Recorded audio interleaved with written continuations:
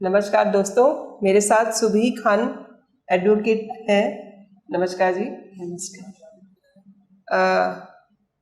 आपसे एक खास मुद्दे पे मैं बात करना चाह रही हूँ। इस समय 3 तलाक पे वैसे तो काफ़ी बात हो रही है, लेकिन सरकार का जो रवैया है, सरकार ये चाह रही है कि इस एक विधेयक लाना चाह रही है ट्रिपल तलाक पर, और महिलाओं के हक के लिए सोच रही है। आप इससे कितना इत्तेफाक रखती हैं? देखिए, मैं सरकार के इस फैसले से बिल्कुल सहमत हूँ, और ना ही सिर्फ सहमत हूँ, मैं इसकी बहुत सराहना करती हूँ, इसको बहुत अप्रिशिएट करती हूँ। सबसे पहले तो मैं ये बता देना चाहती हूँ कि मैं भी मुस्लिम कम्युनिटी को बिलोंग करती हूँ, मुस्लिम धर्म को मानती हूँ। मुझे लगता है कि ये सरकार का एक बहुत प्रोग्रेसिव डिसीजन है, क्योंकि सरकार को इसमें बीच में इंटरफेयर करना ही नहीं पड़ता। अगर हम मुस्लिम समाज, एज अ मुस्लिम कम्युनिटी, अगर सब आगे आकर इस प्रॉब्लम को जड़ से ख़त्म करने के लिए खुद ही कोशिश करते, मशक्क़त करते, कुछ रेवोल्यूशन लाते, अपने समाज से इस कुरीति को निकाल के फेंक देते, तो आपका मतलब शरीयत में भी कुछ अमेंडमेंट हो सकता था? जी बिल्कुल। देखिए, ये मैं इसमें ज़रूर मेंशन करना चाहूँगी कि शरीयत एप्लीकेशन एक्ट कब आया? जी, शरीयत एप्लीकेशन एक्ट 1937 में आया। उससे पहले हिंदुस्तान का हर मुसलमान हिंदुस्तान की ही संस्कृति फॉलो करता था। शरीयत एप्लीकेशन एक्ट, अगर आप मुझसे पूछें तो एक स्पेसिफिक राइट्स देने के लिए मुस्लिम्स को उस वक्त आया। अगर नहीं भी आता तो भी मुझे लगता है कि मुसलमान हर धर्म के साथ मिलके बहुत अच्छे से इस समाज के अंदर रह सकते थे जी, क्योंकि हमारी जो संस्कृति है वो एक बहुत अडेप्टेबल संस्कृति है। हिंदुस्तान में हजारों सालों से लोग प्यार मोहब्बत से और आपसी सौहार्द के साथ रहते आए हैं। जी। इस्लाम में, अब आप एक अच्छा मुसलमान किसको कहते हैं? जी, इस्लाम के 5 बेसिक टेनेट्स होते हैं। एक अल्लाह की इबादत, नमाज, रोज़ा, ज़कात, और अगर आपके पास मीन्स हैं, अगर आप अफोर्ड कर सकते हैं तो हज। अगर आप ये 5 चीज़ें करते हैं तो आप एक सच्चे मुसलमान हैं। आप किसी भी संस्कृति को अपनाते हो, आप कुछ भी पहनते हो, आप कोई भी कल्चर फॉलो करते हो, आप एक सच्चे मुसलमान हैं। बात हो रही थी कि सरकार ने जो ये बिल पास किया है, देखिए ये बिल बिल्कुल सही इसलिए है कि अगर ये एक समाज में बहुत अंदर तक फैली हुई, एक मुस्लिम समाज में एक बहुत ही खोखला करने वाली एक प्रैक्टिस है ट्रिपल तलाक, जिसकी वजह से और बहुत सारी बुराइयां जन्म लेती हैं, जैसे निकाह हलाला। जी जी। तो अगर सरकार को एक नॉर्मल बेसिक सा बिल लाने से ये प्रैक्टिस खत्म हो नहीं सकती, क्योंकि सिर्फ कानून लाने से प्रैक्टिस खत्म नहीं हो जाएगी। ये एक सामाजिक बुराई है, तो लोगों के दिमाग में एक डर क्रिएट करना बहुत जरूरी है। जितना आराम से ये लोग तलाक तलाक तलाक बोल के, जो कि बिल्कुल ही गलत प्रैक्टिस है, ये इस्लामिक प्रैक्टिस ही नहीं है, मैं कहती हूँ। अभी हाल फिलहाल में ही डिबेट में मैंने बोला था कि ये ट्रिपल तलाक एक इस्लामिक प्रैक्टिस ही नहीं है, लेकिन कोई मुस्लिम स्कॉलर आगे आके ये बात नहीं बोलता है। क्योंकि अगर वो आगे आके ये बात बोलेंगे तो उनकी दुकानें बंद हो जाएंगी, निकाह हलाला की प्रैक्टिस बंद हो जाएगी। तो इसलिए सरकार ने जो ये सजा देने का प्रावधान रखा है, ये बिल्कुल सही प्रावधान है। मुस्लिम समाज के मर्दों में एक डर क्रिएट होना बहुत जरूरी है। प्लस इसमें महिलाओं को उनकी आवाज बुलंद होगी, उनको एक सपोर्ट मिलेगा, वो अपने आप को सुरक्षित महसूस करेंगे। बिल्कुल। देखिए, महिलाओं को रहना उसी समाज में है। जी। अगर सिर्फ ये बोलने से कि इलीगल प्रैक्टिस है, महिलाओं को अपने राइट्स पूरी तरह से नहीं पता चलेंगे। दे शुड नो कि ये कितनी बड़ी गलती मेरे हस्बैंड ने मेरे साथ करी है। दे शुड नो कि हाँ भाई, मेरे पास ये लीगल राइट्स हैं, मैं अगर कहीं कंप्लेन लेके जाऊंगी या मैं फलाना एक्ट के तहत कंप्लेन करूंगी तो इसको सजा हो सकती है। तो एक पति के दिमाग में डर क्रिएट हो रहा है, पत्नी के दिमाग में कॉन्फिडेंस क्रिएट हो रहा है, उसके अंदर एक स्ट्रेंथ आ रही है, एक अवेयरनेस आ रही है, एक एजुकेशन आ रही है कि उसके साथ ये नहीं हो सकता। अगर उसके साथ ये हो रहा है तो उसके पास लीगल रिकोर्सेज हैं जो वो फॉलो कर सकती है। सुबी जी, उलेमा इसका बहुत विरोध कर रहे हैं, और अभी हाल फिलहाल में बरेली का एक केस भी आया है, हिना खान का। उसने तलाक का विरोध किया, और आज की तारीख में वहाँ के जो उलेमा हैं, जो धर्म के रहनुमा हैं, उन्होंने एक फतवा जारी किया कि इनका सामाजिक बहिष्कार कर दिया जाएगा। तो उससे आप कितना इत्तेफाक रखती हैं? देखिए, मैं ऑन रिकॉर्ड ये बात कह रही हूँ कि इस तरह के उलेमा जो इस तरह के इर्रेशनल इलॉजिकल फतवास देते हैं, समाज से बहिष्कार कर दिया जाएगा, मैं समझती हूँ कि वो सही तरह से इस्लाम को जानते ही नहीं हैं। या तो वो इस्लाम को जानते नहीं हैं या वो ऑन पर्पस डेलिबरेटली मुस्लिम समाज को अपनी क्लचेस में रखना चाहते हैं ताकि उनका दिमाग ना खुले, उनमें अवेयरनेस ना हो, इस तरह की बातें करके एक डर फैलाना चाहते हैं कि जो भी हमारे खिलाफ आवाज उठाएगा उसको हम इस्लाम से खारिज कर देंगे, सोशल बॉयकॉट कर देंगे। ये एक तरह की एक थ्रेट है, ये एक मेंटल स्लेवरी है जिसके अगेंस्ट हम सब मुसलमानों को, स्पेशली पढ़े लिखे मुसलमानों को आगे आके आवाज उठानी चाहिए। इसलिए मैं उनको उलेमा ही नहीं मानती। अभी पीछे एक सभा में योगी जी ने कहा था कि सूर्य नमस्कार जो है ये हर एक को करना चाहिए, तो मुस्लिमों ने इस पे एतराज किया था। इस पे आपका क्या कहना है? देखिए, ये टीवी में बहुत दिन हमने देखा और मुझे उसके पीछे शायद उनका ये कहने का भाव होगा कि हम किसी को नमस्कार नहीं कर सकते, हम अल्लाह को ही नमस्कार करते हैं, अल्लाह की ही हम इबादत करते हैं। देखिए, ये सवाल वाकई में मेरे दिल के बहुत करीब है और आई एम फीलिंग लकी कि मुझे आप ये अपॉर्चुनिटी दे रहे हैं कि मैं लोगों में इस तरह का मैसेज, इस सवाल का जवाब मैं लोगों तक पहुंचाऊं। इसमें मैं दो तरह की बात करना चाहूँगी। पहली चीज़ ये कि एक आपने ये बोला कि हम अल्लाह के अलावा किसी को सजदा नहीं करते, तो पहली चीज़ तो मैं ये बोलना चाहूँगी कि जब आप नमाज भी पढ़ते हैं, आप ठीक है, आप काबा शरीफ की तरफ डायरेक्शन करके नमाज पढ़ते हैं, बस सजदा तो आप ज़मीन को ही कर रहे हैं। जिस ज़मीन पे आप रह रहे हैं, जो ज़मीन आपको पूरी ज़िंदगी, आपकी पूरी पीढ़ियों को बोझ ढोती है, आप अपने मकान उस पर बनाते हैं, आप मर जाते हैं तो आप दफनाए उसमें जाते हैं। उसको सजदा करने में, अब उसको सजदा करना अगर गलत है तो या तो आपको आपके धर्म की गलत जानकारी दी जा रही है या फिर शायद आप खुद अगर सही लोग भी आपको समझा रहे हैं तो शायद आप उसको समझ नहीं पा रहे। तो मुझे लगता है इसमें बहुत गहराई से, बहुत एक सेंसिटिव तरह से सोचने की जरूरत है कि धर्म को प्लीज, जो नेचुरल चीजें हैं, नदी नाले, पेड़ पौधे, खाने पीने, रंग, श्रृंगार, आपने हर चीज को धर्म से जोड़ दिया है। धर्म बहुत बड़ी चीज है, धर्म इतनी छोटी चीज नहीं है। एक सवाल, आपके सवाल का एक पर्सपेक्टिव मेरा ये है जवाब देने का, दूसरा पर्सपेक्टिव मेरा ये है कि ठीक है, अगर आप बहुत ज्यादा उस चीज को एक क्लोज्ड माइंडेडनेस से भी देखना चाहते हैं, सूर्य नमस्कार, नमस्कार का क्या मतलब होता है? आप सलाम करते हैं, ठीक है, गैर मुस्लिम लोग नमस्कार करते हैं, ठीक है। सूरज को अरेबिक लैंग्वेज में शम्स कहते हैं, आप शम्स सलाम कर लीजिए। सलाम किसको किया जाता है? सलाम का मतलब होता है किसी का आना, अराइवल, या किसी का जाना, डिपार्चर को आप एक्नॉलेज कर रहे हैं, अस्सलाम वालेकुम, और जब वो जाता है तो अल्लाह हाफिज। आप किसी के आने और जाने को एक्नॉलेज कर रहे हैं। सूरज भी आ रहा है और जा रहा है, तो आप सूरज के आने को एक्नॉलेज कर लीजिए, शम्स सलाम का नाम दे दीजिए।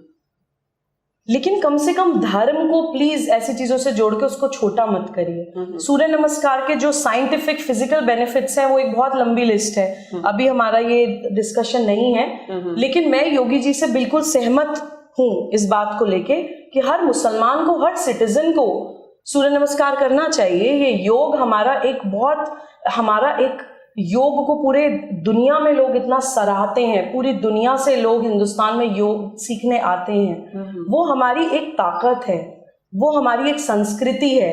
अगर हम उसमें भी बंटवारे करेंगे, लड़ेंगे, तो हम अपने आप को वीक कर रहे हैं। तो प्लीज ऐसा नहीं करिए।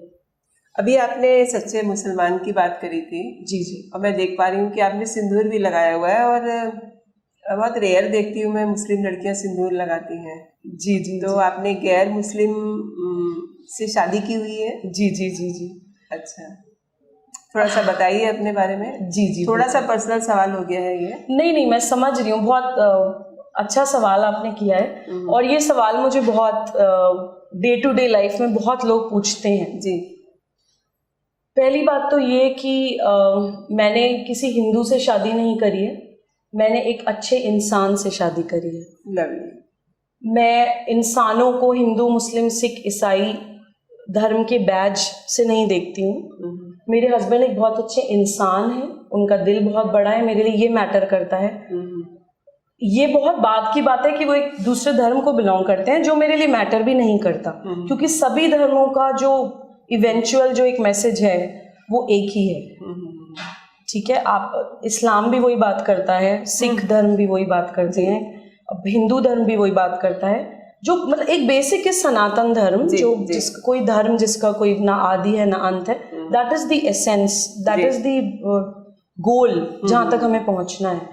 और ये सिंदूर लगाना, देखिए ये भी हमारे एक इंडियन कल्चर का हिस्सा है। जी जी। सिंदूर एक औरतों का श्रृंगार है। आप उसको भी ये बोल दें कि हिंदू धर्म है। अब मैं सिंदूर लगाती हूँ, कुछ लड़कियां जैसे श्रृंगार की और बहुत सारी चीजें होती हैं, कुछ भी नहीं करूँ सिर्फ सिंदूर लगा लूं तो चेहरे पे एक रौनक आ जाती है, एक नूर आ जाता है। वो एक औरत की सुंदरता है, खूबसूरती। अगर आपको उससे भी परेशानी है कि देखिए, मैं एक स्टीरियोटिपिकल इमेज में बिलीव नहीं करती। आपने टोपी लगा ली तो आप मुसलमान हो गए, आप नमाज नहीं पढ़ते, आप रोजा नहीं रखते, आप ज़कात नहीं देते, आप अल्लाह की इबादत सच्चे दिल से नहीं करते, दूसरों का दिल दुखाते हैं, आप सिर्फ पैसा है तो आप हज करने चले गए, टोपी लगा ली तो आप मुसलमान हो गए। I absolutely disagree to this approach. ये एक बहुत ही फंडामेंटल अप्रोच है जिसको मैं बिल्कुल नकारती हूँ, बिल्कुल नहीं मानती हूँ। तो इसलिए सिंदूर मैं बिल्कुल दिल से लगाती हूँ, आगे भी लगाती रहूँगी। अब इसमें जो अपने हिसाब से जिसको जो सोचे। मैं ये जानना चाहती हूँ कि आपके कुरान में या शरीयत में गैर मुस्लिम से शादी करने के लिए भी कोई आदेश दिया हुआ है? देखिए, मैं कोई मुस्लिम स्कॉलर नहीं हूँ, लेकिन हाँ, मैं कुरान तर्जुमे से बिल्कुल बेशक पढ़ती हूँ। तर्जुमे से इसलिए पढ़ती हूँ कि कोई सो कॉल्ड उलेमाज मुझे वर्गला ना पाएं। मुझे पता होना चाहिए कि किस वर्ड्स का क्या मतलब है। अगर आप कह रहे हैं कि ये नहीं है तो वो कहाँ लिखा है, अगर वो लिखा है तो अरबिक में, तो उसका मतलब क्या है। तो कुरान में एक जगह ये जिक्र है कि जो आइडल वर्शिप करते हैं, वो एक अल्फाज है, एक वर्ड है जिसको अल मुशरिकिन करके उन्होंने इस्तेमाल किया है, उसका मतलब होता है आइडोलेटर, जो आइडल वर्शिप करते हैं। तो कुरान में एक मेंशनिंग है कि आइडल वर्शिप करने, जो आइडल वर्शिप नहीं करते, उनको आइडल वर्शिप करने वालों के साथ शादी नहीं करनी चाहिए। देखिए, उस वक्त अगर आप जाएं तो मूर्ति पूजा से आपका भाव है? जी जी, आइडल वर्शिप, मूर्ति पूजा, उसके लिए अल मुशरिकिन अल्फाज इस्तेमाल किए। देखिए, उस वक्त वहां पे जो लड़ाई थी, उस वक्त वहां पे ये लड़ाई चल रही थी कि मूर्ति पूजा नहीं होनी चाहिए और जो है भगवान एक है, उसका कोई रूप नहीं है, स्वरूप नहीं है। वो वर्ड्स, हो सकता है कि वो वर्ड्स सिर्फ उस वक्त जंग के दौरान आपस में, क्योंकि ऑलरेडी लड़ाई चल रही है, कुछ ज्यादा मिसकंसेप्शंस ना फैले, उस वक्त जंग के दौरान उस टाइम के लिए अरब के उन लोगों के लिए, उस स्पेसिफिक तबके के लिए उतारी गई थी। आप उसको आगे आने वाली जनरेशन्स के लिए एटर्नल ट्रूथ नहीं मान सकते। जैसा कि मैंने आपको बोला कि आपके जो बेसिक टेनेट्स ऑफ इस्लाम है, आप उनको मानिए तो आप मुसलमान हैं। आप छोटी छोटी चीजों में ही अगर उलझ जाएंगे तो बहुत कंफ्यूजन क्रिएट हो जाएगा। कुछ चीजें वहां पे सिर्फ पॉलिटिकल रीजंस की वजह से कही गई थी, उसको आप धर्म से नहीं जोड़ सकते। दैट इज नॉट इस्लाम। ये मैं अपनी समझ के हिसाब से कह रही हूँ। और अगर आप वैसे पूछें तो मैंने स्पेशल मैरिज एक्ट में शादी करी है, तो अगर मेरी कंट्री की लॉ मेरी शादी को मानती है तो मुझे किसी धर्म से अपनी शादी को मनवाने की जरूरत नहीं है। एक आखिरी सवाल ये है, फिर हम उसी सवाल पे जाते हैं, 3 तलाक पे और हलाला पे। जी। मैं समझती हूँ कि जो महिलाएं ये फेस कर रही हैं वो कहीं ना कहीं एजुकेशन में थोड़ी पीछे हैं, तो उनके लिए कुछ कहिए आप, क्या उनके लिए होना चाहिए? देखिए, मैं सबसे, सिर्फ मुस्लिम महिलाओं से नहीं, मुस्लिम महिलाएं, मुस्लिम मर्द, बच्चों से, सबसे ये कहना चाहती हूँ कि एजुकेशन, अगर आप education, not just text books जो अपना एनसीईआरटी की किताबें हैं, सिर्फ वो नहीं, जो आपकी बेसिक पढ़ाई होती है, उसके अलावा अपने माइंड को एडुकेट करिए। ठीक है, आप पढ़िए, जहनी तौर पे जो है वो एजुकेट हो। बिल्कुल, दिमागी तौर पे आप एजुकेट करिए। Do not confuse knowledge with education. जो मैं कहना चाह रही हूँ कि आप अपनी नॉलेज को बढ़ाइए प्लीज। अगर आपसे कुछ कहा जाता है, आपके पास कुरान है, ठीक है, आप कुरान कितनी लैंग्वेजेस में आता है, आपके हर मुसलमान घर में अरबी में कुरान क्यों दिखता है? क्या आप अरबी जानते हैं? क्या अरबी आपकी लैंग्वेज है? क्या अरब आपकी कंट्री है?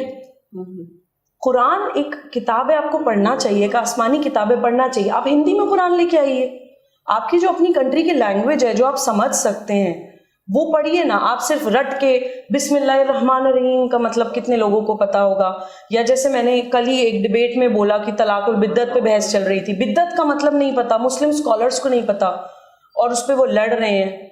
सबसे पहले तो आप किसी भी चीज़ का मतलब ही देख लीजिए ना कि इसका मतलब क्या है, तो आपकी बहुत सारी चीज़ें सिर्फ उसके लिटरल मीनिंग से क्लियर हो जाती हैं। पढ़ाई करिए, अपनी लैंग्वेज में कुरान पढ़िए, ठीक है? अरबाइजेशन मत करिए। आप एक सच्चे मुसलमान होते हुए अपने हिंदुस्तानी संस्कृति को फॉलो करिए, अपना माइंड प्लीज ओपन करिए और इस मेंटल स्लेवरी से बाहर निकलिए। कोई भी इंसान आपको ये नहीं बता सकता कि आपको अपने खुदा को कैसे अप्रोच करना है। या आप नेल पॉलिश लगाएंगे तो आप इस्लाम से खारिज हो जाएंगे। मेरी लिपस्टिक पे एक जनाब ने कमेंट कर दिया था, आप लिपस्टिक लगाएंगे या व्हाटएवर, छोटी छोटी चीजें नहीं। Please rise above all these things. तो पढ़िए, अपने कल्चर को पहचानिए और अपने इस्लाम को पहचानिए। अच्छा, हलाला पे आजकल बड़ी बातचीत हो रही है, बड़ी चर्चा हो रही है, इस पे ज़रा थोड़ा खुलासा करिए ताकि मुस्लिम महिलाएं भी इसके बारे में अवेयर हो सकें। जी, सबसे पहले तो मैं ये बोलना चाहूँगी कि हलाला एक बिल्कुल गैर इस्लामिक प्रैक्टिस है और ट्रिपल तलाक को तो मैं फिर भी एक सामाजिक कुरीति बोलती हूँ कि वो एक लैक ऑफ एजुकेशन की वजह से फैला हुआ है। लेकिन हलाला तो एक बिल्कुल क्लियर कट क्राइम है। हलाला का जन्म क्यों होता है? हलाला का जन्म ट्रिपल तलाक की गलत प्रैक्टिस की वजह से होता है। देखिए, मैं थोड़ा सा इसमें एक बैकग्राउंड देना चाहूँगी। बिल्कुल। इस्लाम में 2 तरह के तलाक का जिक्र किया जाता है जी। तलाकुल सुन्नत और तलाकुल बिद्दत। तलाकुल सुन्नत उस तरह का तलाक है जो हुजूर सल्लल्लाहु अलैहि वसल्लम, प्रॉफिट मोहम्मद सल्लल्लाहु अलैहि वसल्लम की प्रैक्टिसेस के हिसाब से होता है। सुन्नत जो भी वो करते थे, जो उनके वेज थे, वो सुन्नत कहलाते हैं। तलाकुल सुन्नत 2 तरह का होता है, एक तलाकुल एहसन, एक तलाकुल हसन। एहसन में आप एक बार अपनी वाइफ को 3 बार तलाक बोल देते हैं, उसके बाद आपको 3 महीने का वेटिंग पीरियड दिया जाता है। वो वेटिंग पीरियड आपको सोचने समझने के लिए कि आप फिर कूलिंग पीरियड जिसको हम लीगल लैंग्वेज में बोलते हैं, वो दिया जाता है। अगर विद इन 3 मंथ्स आपको लगता है कि आप अपनी वाइफ के से साथ if you want reconciliation with your wife continue करना चाहते हैं, बिल्कुल कंटिन्यू कर सकते हैं। आप उसके साथ अपनी गलती को मान लीजिए, आप उसके साथ as a husband and wife रह सकते हैं विद इन 3 मंथ्स। अगर आप 3 महीने तक नहीं मानते हैं तब वो तलाक इररिवोकेबल होता है, परमानेंट होता है। नेक्स्ट आता है तलाकुल हसन।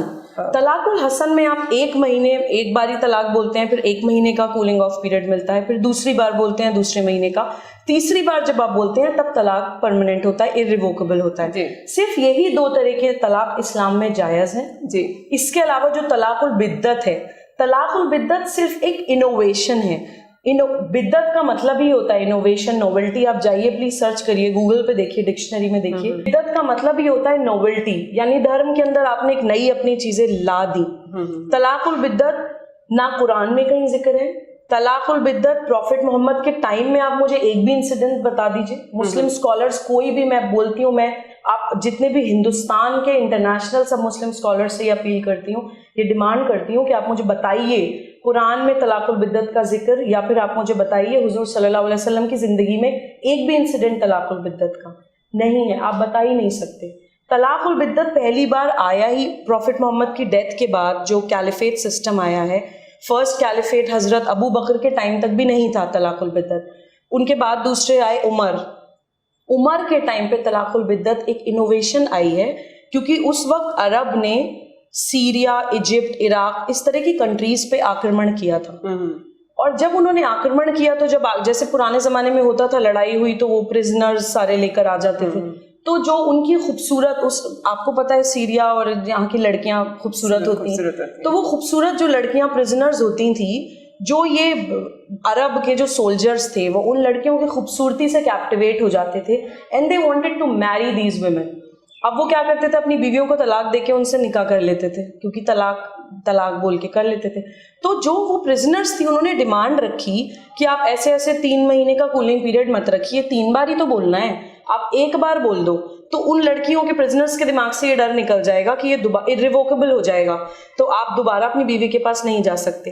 तो तलाकुल बिद्दत एक बहुत ही अपनी सेल्फिश, एक अपनी एक प्रैक्टिस को, मतलब अपनी एक सेल्फिश सोच के लिए एक इस्लामिक प्रैक्टिस को मैनिपुलेट कर दिया है, तोड़ मड़ोड़ के पेश कर दिया गया, और आज तक मर्द समाज उसको, क्योंकि वो उनको सूट कर रहा है अपने हिसाब से, पुरुष प्रधान समाज जो है उसको यूज कर, उसको आज तक यूज कर रहे हैं क्योंकि वो उनको सूट कर रहा है, वो उसको आज तक इस्तेमाल कर रहे हैं। तो इसलिए इसमें एजुकेशन की बहुत जरूरत है।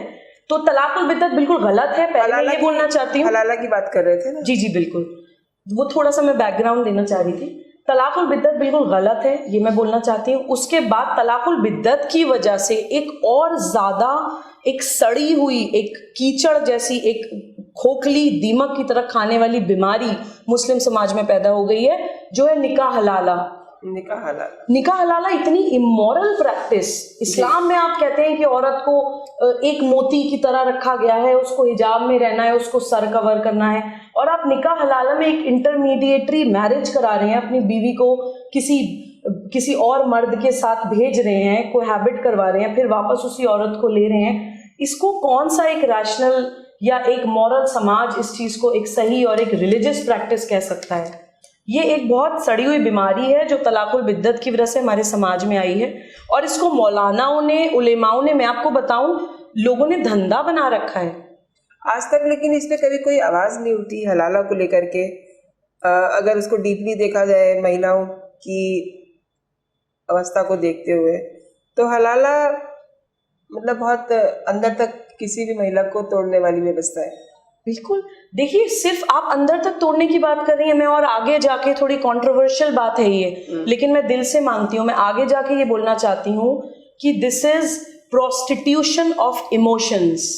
आप किसी की एक हस्बैंड के मुंह से गुस्से से तलाक निकल गया, लेकिन वो अपनी बीवी से बहुत प्यार करता है, वो दोनों एक दूसरे के बिना जी नहीं सकते, उसके साथ रहना चाहते हैं, आप उसके उस इमोशन का व्यापार कर रहे हैं। This is human trafficking. ये एक बिल्कुल क्रिमिनल, जो लोग ये बहस करते हैं कि ट्रिपल तलाक एक सिविल मैटर है, इसमें जो है सजा नहीं होनी चाहिए, अगर वहां सजा वही नहीं होगी, अगर आप उसको वही नहीं रोक देंगे, तो आगे बढ़ के आप क्या कर रहे हैं अपनी मुसलमान औरतों के साथ? तो ये एक बहुत दिस इज देह व्यापार, if you want me to say in very clear words, and this should be completely abolished from our society. और इसमें मुस्लिम समाज के पढ़े लिखे लोगों को एक रेवोल्यूशन करनी चाहिए। They should come forward and they should fight for it. शुक्रिया सुबी जी, स्टूडियो में आने के लिए। Thank you so much. आगे भी हम मिलते रहेंगे। बिल्कुल बिल्कुल।